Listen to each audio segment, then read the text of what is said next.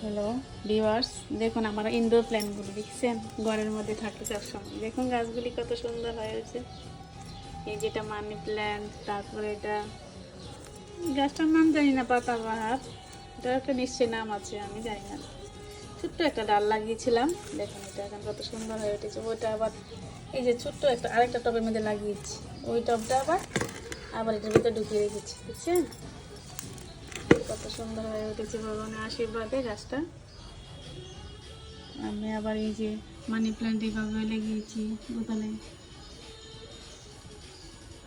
নিচের গাছ ওই যে উপরেরগুলির সাথে একেবারে একবারে মিশে যাচ্ছে। হ্যাঁ, আমার গাছের যত্ন করতে আমার খুবই ভালো লাগে।